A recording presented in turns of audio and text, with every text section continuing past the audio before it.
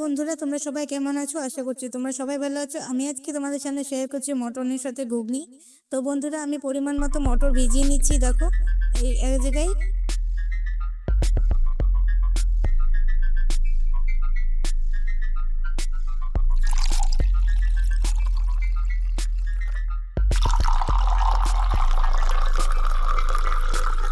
চলো এটা ভিজুক, তারপরে আমি তোমাদেরকে দেখাই। এদিকে দেখো মটনটাকে আমি ধুয়ে পরিষ্কার করে নিয়েছি। তারপরে দেখো আমার মটরটাকে সিদ্ধ করতে দিয়ে দিয়েছি। ভেজানো হয়ে গেছিলো বলে মটরটাকে সিদ্ধ করে নিয়েছি। এদিকে আলু আর পেঁপে কেটে নিয়েছি। তারপরে রসুন পেঁয়াজের পেস্ট করে নিয়েছি, এই দেখো। আর এইদিকে একটা টমেটো কেটে নিয়েছি, মানে অর্ধেক টমেটো দিয়েছি।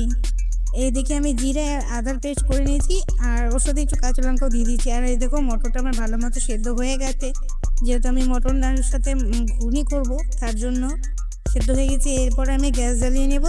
চলো বন্ধুরা, তোমরা দেখতে থাকো, আশা করছি তোমাদের ভালো লাগবে। এই দেখো আমি গ্যাসটাকে জ্বালিয়ে নিলাম। এরপরে কড়াই বসিয়ে দেবো। তারপরে পরিমাণ মতো তেল দিয়ে দিলাম। এবারে আমি গোটে জিরে আর তেজপাতা দিয়ে দিলাম। তারপরে আমি রসুন পেঁয়াজ আর কাঁচা লঙ্কার পেস্টও দিয়ে দিলাম। তারপর টমেটো যে কেটে রেখেছিলাম অর্ধেক, সেটাও দিয়ে দিলাম। তারপরে ভালো মতো এটাকে ভেজে নিচ্ছি। এরপরে দেবো লঙ্কার গুঁড়ো।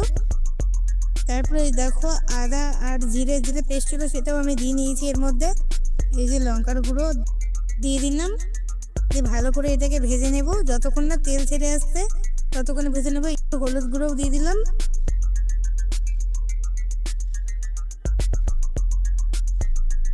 ভালো করে ভাজতে হবে, যতক্ষণ না তেলটা ছেড়ে আসছে ততক্ষণ ভেজে নিতে হবে। তারপরে দিয়ে দেবো, ভাজা হয়ে গেলে দিয়ে দেবো বন্ধুরা মটন যে আমি ধুয়ে রেখেছি, সেই মাটনটাকে দিয়ে দেবো। তো চলো তোমরা দেখতে থাকো। এই দেখো মাটনটাকে আমি দিয়ে দিলাম।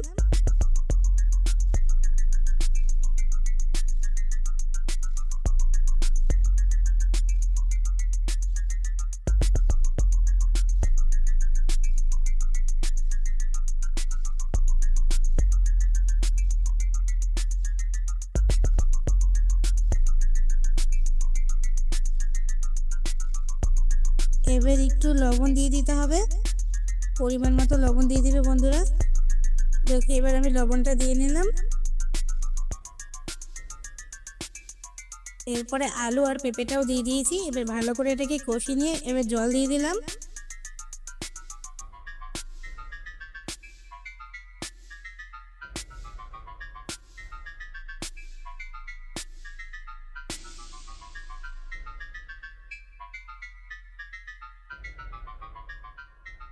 এবারে আমি সিদ্ধ করা মটরটা দিয়ে দেবো।